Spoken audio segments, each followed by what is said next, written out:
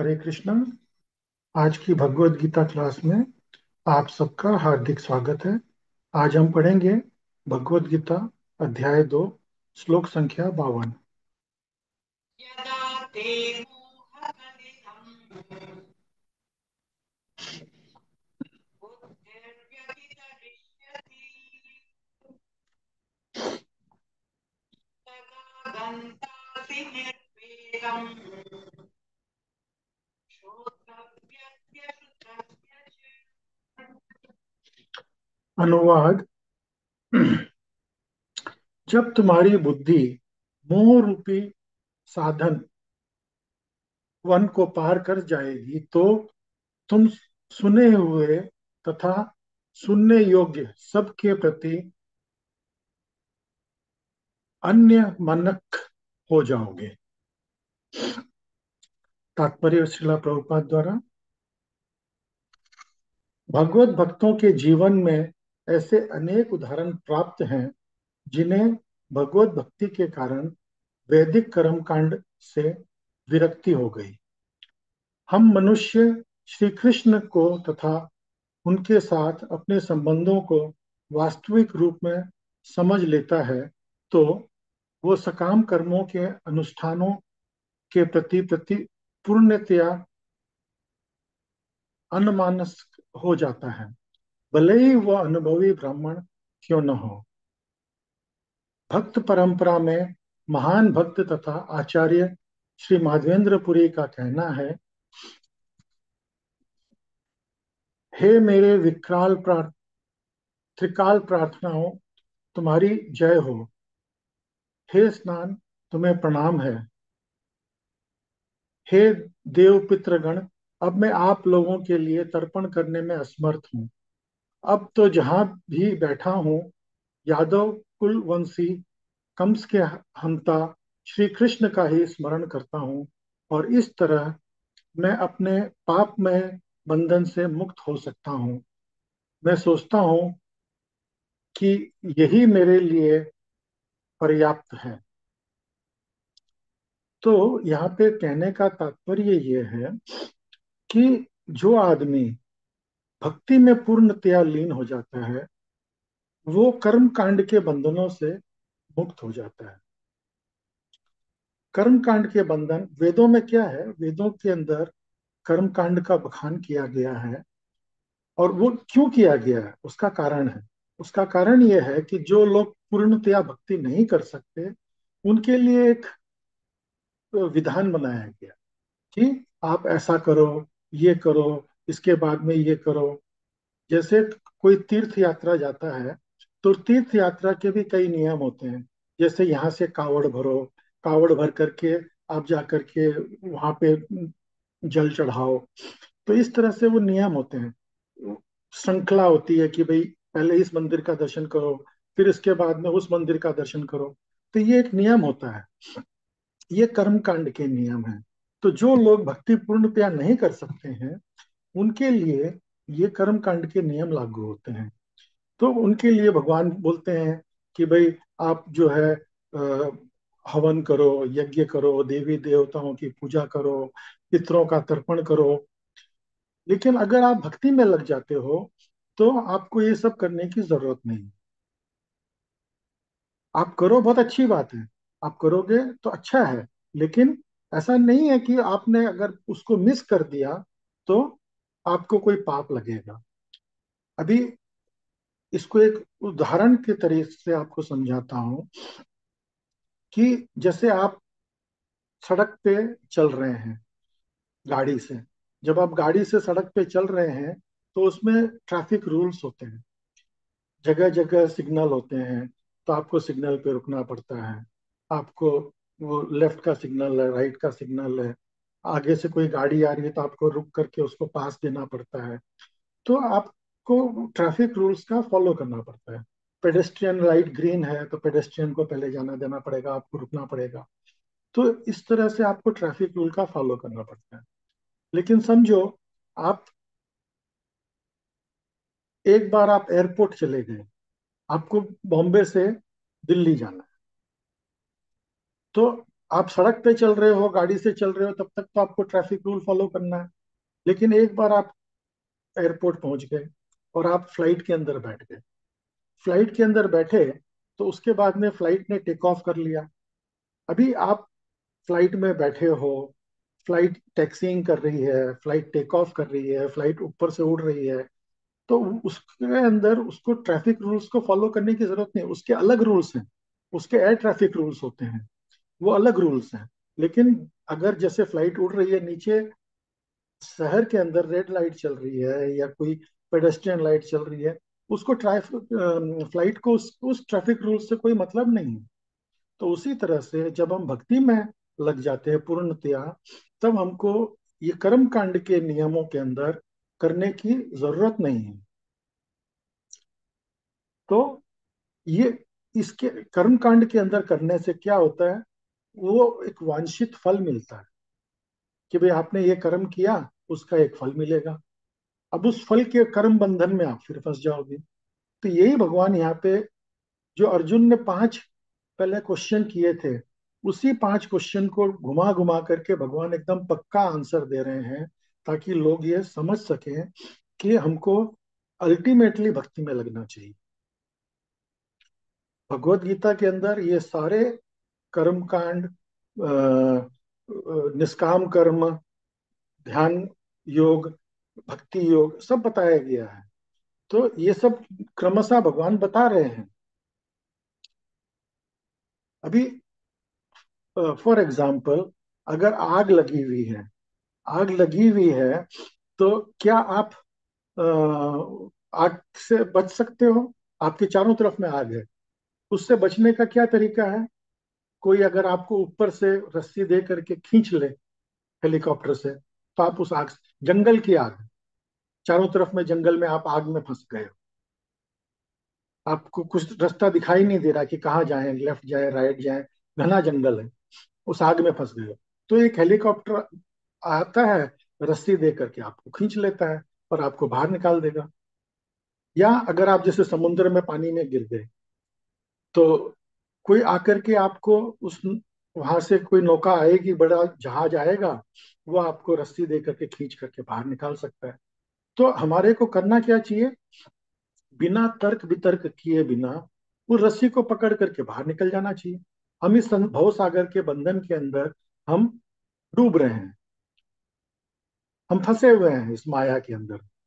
और अगर कोई संत महात्मा गुरु आकर के हमको हमारे पूर्व जन्म के पुण्यों के हिसाब से हम हमारे पास आकर के हमको भक्ति मार्ग बताते हैं, तो हमको उस भक्ति मार्ग को पकड़ लेना चाहिए। न कि तर्क करना चाहिए कि भाई हम यहाँ पे गिरे कैसे, हम इस संसार में हमको किसने धकेला। तो वो सब तर्क छोड़ करके सबसे पहले तो अपने आप को बचाओ। आगे पढ़ेंगे। वैदिक रस्में तथा अनुष्ठान तथा त्रिकाल संध्या, प्रातकालीन स्नान, चित्र तर्पण आदि नव दीक्षितों के लिए अनिवार्य है। किंतु जब कोई पूर्णतया कृष्ण भावनावृत होकर कृष्ण की दिव्य प्रेमा भक्ति में लगा हो, तो वह इन विधि विधानों के प्रति उदासीन हो जाता है, क्योंकि उसे पहले से ही सिद्धि प्राप्त हो चुकी है। यदि कोई परमेश्वर कृष्ण की सेवा करे, ज्ञान को प्राप्त होता है, तो उसे शास्त्रों में वर्णित विभिन्न प्रकार की तपस्याएं तथा यज्ञ करने की आवश्यकता नहीं रह जाती। इस प्रकार जो ये नहीं समझता कि वेदों का उद्देश्य कृष्ण तथा कृष्ण तक पहुंचना है, वो अपने अपने को अनुष्ठान आदि में व्यस्त रखता है, वो केवल अपना समय नष्ट करता है। कृष्ण भावनामृत व्यक्ति शब्द ब्रह्म की सीमा या वेद तथा उपनिषद की परिधि को भी लांग जाते हैं। तो हमको, अगर हम भक्ति योग में लग जाएं, तो ये सब से हम परे निकल सकते हैं। अगला श्लोक पढ़ेंगे।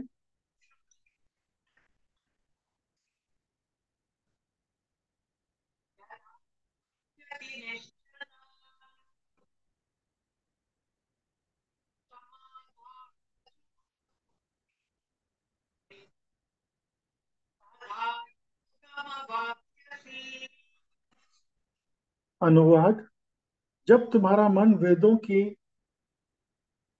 अलखायमयी भाषा से विचलित न हो और वो आत्म साक्षात्कार की समाधि के स्थिर हो जाए, तब तुम्हें दिव्य चेतना प्राप्त होगी। तो जब हम आत्म साक्षात्कार की तरफ अगर हम मुड़ेंगे, तब हमको दिव्य चेतना प्राप्त होगी। भगवान भी भगवत गीता में आगे बोलते हैं कि ददामि बुद्धि योगम तम ये न माम उपयांतते, कि मैं तुमको बुद्धि दूंगा ताकि तुम मेरे तक आ सको।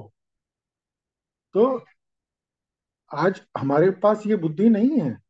ये बुद्धि हमको भगवान प्रदान करेंगे जब हम एफर्ट करेंगे। जैसे एक छोटा सा स्टोरी आपको बताता हूँ। एक चिड़िया थी, उसने समुद्र के किनारे घोंसला एक अपने अंडे दिए। तो अंडे दिए, अब समुद्र का तो नेचर है, वो झाल आती है, झाल आती है, और उसने झाल के अंदर, उसके अंदर वो अंडे को बहा करके ले गई। अब चिड़िया को बड़ा गुस्सा आया। अरे, ये क्या किया तुमने, मेरा अंडे बहा। वो बहुत गुस्सा हुई, बोला, मेरे अंडे वापस करो, मेरे अंडे वापस करो। तो समुद्र थोड़ी कोई सुनने वाला उस। तो वो चिड़िया ने प्रण किया, मैं इस समुद्र को सुखा दूंगी। अब वो चिड़िया जो है, अपने चोंच में समुद्र का थोड़ा पानी भरे और दूर ले जाकर के छोड़ दे। फिर जाए, फिर थोड़ा सा एक चोंच में पानी भरे, फिर दूर ले जाके छोड़ जाए। क्या फर्क पड़ जाएगा? कोई बोलेगा कि क्या फर्क पड़ जाएगा, कैसे कैसे उस समुद्र को सुखा सकती है क्या? लेकिन उसका ये एफर्ट गरुड़ जी के कान में पड़ा। गरुड़ जो है पक्षियों के राजा हैं। उन्होंने सुना कि भाई एक चिड़िया के ऐसे ऐसे अंडे बहा के ले गई समुंदर, और चिड़िया बेचारी अपना मेहनत कर रही है अपना। तो गरुड़ जी आए, उन्होंने समुद्र को बोला, ए, इसके अंडे वापस करो, इसके अंडे वापस नहीं करोगे तो मैं तुमको सुखा दूंगा। अब गरुड़ जी की तो ताकत है कि वो पूरे समुद्र को सुखा दे। तो समुद्र ने डर के मारे वो अंडे जो है वो चिड़िया को दे दिए। तो जब हम एफर्ट करना शुरू करेंगे भक्ति की तरफ, तो हमारे को डिवाइन हेल्प मिलेगी, हमको भगवान की तरफ से हेल्प मिलेगी। तात्पर्य पढ़ेंगे श्रील प्रभुपाद द्वारा। कोई समाधि में है, इस कथन का अर्थ यह होता है कि वह पूर्णतया कृष्ण भावनामृत है, अर्थात उसने पूर्ण समाधि में ब्रह्म परमात्मा तथा भगवान को प्राप्त कर लिया है। आत्म साक्षात्कार की सर्वोच्च सिद्धि ये जान लेना है कि मनुष्य कृष्ण का शाश्वत दास है और उसका एकमात्र कर्तव्य कृष्ण भावनामृत में अपने सारे कर्म करना है। तो यहाँ पे ये बोल रहे हैं कि हमको अपने स्वरूप को जानना चाहिए। हमको ये समझना चाहिए कि हम कौन हैं। हम हैं आत्मा जो भगवान के अंश हैं, और हमारा कार्य क्या है? हमारा कार्य भगवान की सेवा करना, हम भगवान के दास हैं। कृष्ण भावनामृत भक्ति या भगवान का एकनिष्ठ भक्त को न तो वेदों की अलंकारमयी वाणी से विचलित होना चाहिए, न ही स्वर्ग जाने की उद्देश्य से सकाम कर्मों में प्रवृत्त होना चाहिए। फालतू के कामों में हमको अपना समय व्यर्थ नहीं करना चाहिए। कृष्ण भावनामृत में मनुष्य कृष्ण के सानिध्य में रहता है और कृष्ण से प्राप्त सारे आदेश उसे दिव्य अवस्था में समझे जा सकते हैं।